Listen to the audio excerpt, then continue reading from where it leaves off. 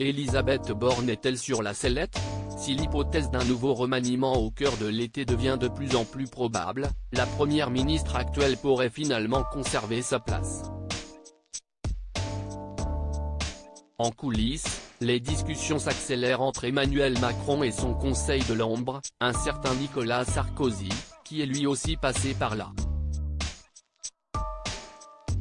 Avec le successeur de François Hollande, l'ancien locataire de l'Élysée n'hésite pas à être franc, parfois cash.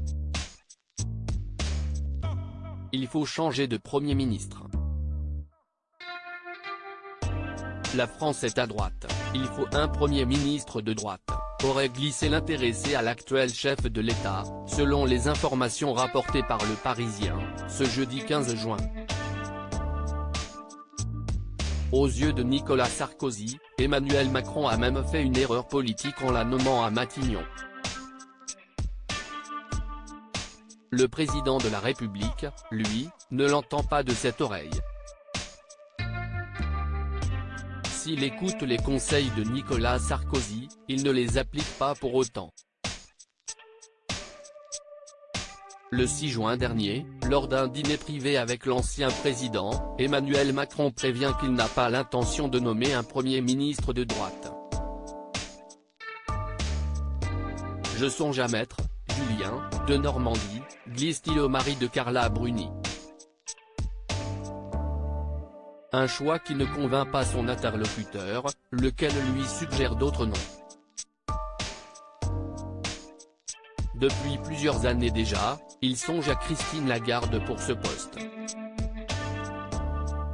C'est difficile de virer une femme sans mettre une autre femme.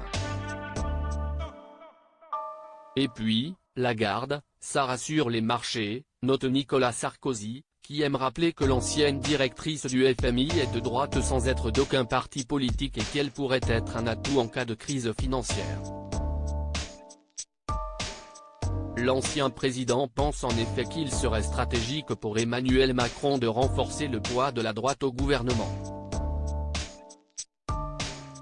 Au risque de s'attirer une nouvelle fois les foudres de son parti politique, supérieur à Elisabeth Borne, l'évolution physique de la première ministre en images Nicolas Sarkozy, cette habitude d'Elisabeth Borne qui l'agace lors de ses échanges avec Emmanuel Macron, Nicolas Sarkozy n'hésite pas à faire preuve de franchise. Par exemple, il ne cache pas qu'il n'est pas fan d'Elisabeth Borne, surtout de sa façon de communiquer. L'ex-chef de l'État a d'ailleurs toujours trouvé très déplacé que la chef du gouvernement se permette d'appeler en privé le président d'un simple Macron, rapporte Le Parisien. De plus, Elisabeth Borne est socialiste, ce qui ne lui fait pas gagner des points auprès de Nicolas Sarkozy. Alors, Emmanuel Macron suivra-t-il les conseils de son mentor lors du prochain remaniement? La réponse ne devrait plus tarder. Crédit photo, Stéphanie Lecoq-Poul.